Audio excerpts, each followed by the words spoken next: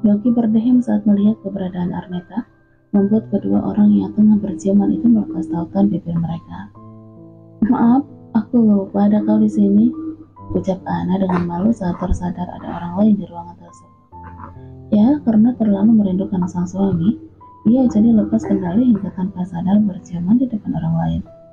Tidak apa-apa, Nyonya, bukankah itu sering terjadi? Ucap Yogi yang membuat Ana semakin malu. Ya, pasangan suami istri itu pasti akan berciuman setiap kali bertemu. Apalagi mereka udah lama tidak bertemu. Mengingat istri tuannya itu baru tiba di Jakarta setelah lama menunda kedatangannya. Kau itu bisa aja. Ana tertawa lepas. Namun tawa itu langsung terhenti saat menatap sosok wanita asing yang ada di ruangan tersebut. Dia siapa? Tanyanya dengan bingung karena Ana tidak pernah melihat dan mengenal sosok wanita tersebut. Mendengar pertanyaan istrinya, Leo pun menatap ke belakang, menatap pada sosok Arneta yang tampak diam terpaku di tempatnya. Di Arneta, jawab beliau dengan memberikan isyarat agar wanita yang berstatus sebagai ibu kandung dari putrinya untuk mendekat. Arneta pun mau tidak mau berjalan mendekat pada pasangan suami istri tersebut. Ya, Arneta baru menyadari jika wanita yang tadi berciuman dengan Leo adalah istri sah pria tersebut. Setelah melihat dengan jelas wajah wanita itu yang sama dengan yang ada di foto pernikahan Leo di ruang tengah. Arneta? Ana mengerutkan keningnya dengan berpikir, mencoba mengingat-ingat nama yang disebutkan oleh suaminya tersebut. Ya, dia Arneta, pengasuh sekaligus wanita yang telah melahirkan putriku, ujar Leo dengan jujur dan datar tanpa ekspresi. Apa? Ana yang terkejut sampai menatap suaminya dengan tatapan tidak percaya. Dan bukan hanya Ana saja yang terkejut, tapi Arneta pun ikut terkejut karena tadinya dia pikir pria itu akan menyembunyikan statusnya. Sayang, ini tidak lucu. Kau pasti sedang bercanda kan?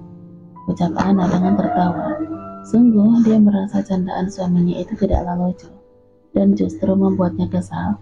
Jika Ana memiliki penyakit jantung, bagaimana bisa mati berdiri dirinya mendengar kalau sang suami memiliki wanita lain? Dan parahnya lagi, wanita itu telah melahirkan seorang anak untuk suaminya. Aku tidak sedang bercanda, jawab Leo dengan serius, sampai membuat tawa di bibir Ana menghilang. Arneta adalah wanita yang telah melahirkan putriku, dan saat ini dia bekerja sebagai pengasuh di mansion ini. Ana yang masih tidak percaya dengan penjelasan sang suami, menatap pria itu dengan tatapan menelisik, mencoba mencari kebohongan di kedua mata Leo. Namun sayangnya, dia justru mendapati kejujuran di kedua mata tersebut, hingga membuat tubuhnya terasa lemas karena terlalu terkejut. Tidak, Ana menggelengkan kepalanya. Tapi bagaimana bisa? Nanti akan aku jelaskan, ucap Leo dengan mengusap punggung sang istri. Arneta, kenalkan, ini adalah anak istriku. Kau harus mematuhi setiap perintahnya sama seperti mematuhi perintahku. Arneta yang sejak tadi diam karena bingung harus berkata apa, ini hanya bisa menganggukkan kepalanya. Perkenalkan, namaku Arneta, ucapnya dengan memberanikan diri untuk berkenalan dengan istri Leo Richard. Ana hanya diam menatap uluran tangan tersebut, tanpa ada niatan untuk membalasnya. Ayolah, mana mungkin dia bisa bersikap ramah pada wanita yang memiliki hubungan khusus dengan suaminya hingga menghadirkan seorang anak. Sayang, dia mengusap wajah cantik Ana dengan perlahan agar wanita itu mau menyambut uluran tangan Arneta.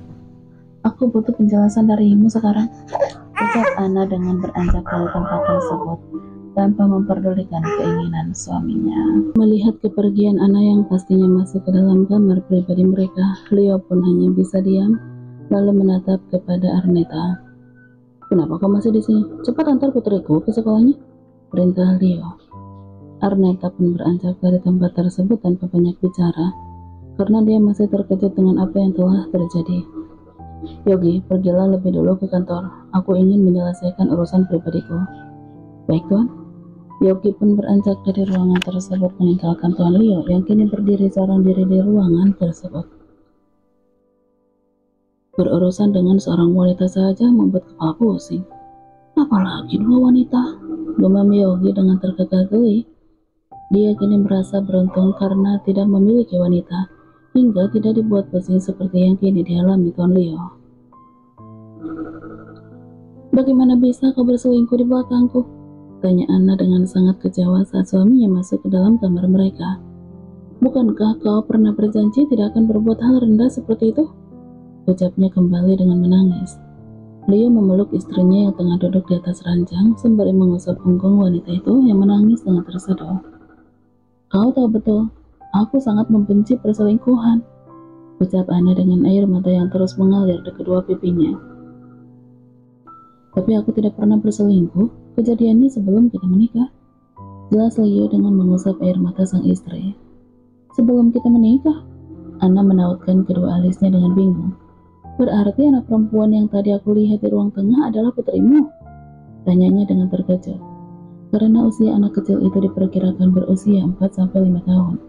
Seorang anak perempuan yang wajahnya memang tidak terlalu ia amati karena terlalu emosi dengan apa yang telah terjadi. Dia menganggukkan kepalanya lalu menceritakan semua kejadian dari awal sampai akhirnya dia mengetahui jika ada Ivy yang lahir dari malam panas yang tidak sengaja dilakukannya. Anna sendiri hanya diam mendengar penjelasan Leo. Dengan sesekali menghela napasnya dengan panjang. "Dengar Anna, aku hanya ingin kau menerima Ivy dan memperlakukannya seperti putri kandungmu sendiri." "Tapi Leo, aku mohon Anna," pinta Leo dengan menggenggam kedua tangan istrinya. Membuat Anna menjadi bingung sendiri harus melakukan apa, karena jujur dia tidak dapat menerima anak tersebut. Terlebih Anna menginginkan bisa memiliki anak sendiri bersama Leo. "Baiklah, tapi bagaimana dengan wanita itu? Bukankah kau membawanya ke sini juga?" "Kau tidak perlu memikirkan hal tersebut. Yang perlu kau ketahui, aku membawa Arneta hanya untuk mengasuh Ivy, agar putriku terbiasa dengan lingkungan barunya. Nanti, setelah Ivy bisa menerima kita, aku akan membawanya ke Paris setelah mengurus semua dokumen untuk menjadikan Ivy sebagai putri kita. Karena memang Leo datang ke Jakarta hanya untuk sementara, untuk membereskan masalah perusahaan yang tidak bisa ditangani oleh Chandra." "Baiklah," ucap Anna dengan menganggukkan kepalanya. Leo pun memeluk Anna kembali dengan perasaan bahagia, tanpa menyadari semua pembicaraan itu didengar oleh Arneta dari balik pintu yang tidak tertutup rapat. Ya, Arneta yang awalnya ingin mengembalikan ponsel milik Leo yang tadi lupa diberikan, justru mendengar semua pembicaraan suami istri tersebut. "Rupanya kau ingin memanfaatkan aku untuk bisa membawa Ivy," umpat Arneta dengan penuh kemarahan di dalam hati. "Sebelum itu terjadi, akan aku pastikan Ivy udah pergi lebih dulu bersamaku." Arneta pun meninggalkan ruangan tersebut tanpa ada keinginan untuk mendengar pembicaraan suami istri itu lagi yang kembali berbincang. Ponsel milik dia pun ia titipkan kepada pelayan karena dia takut akan meluapkan kemarahannya jika bertemu atau bicara dengan pria itu.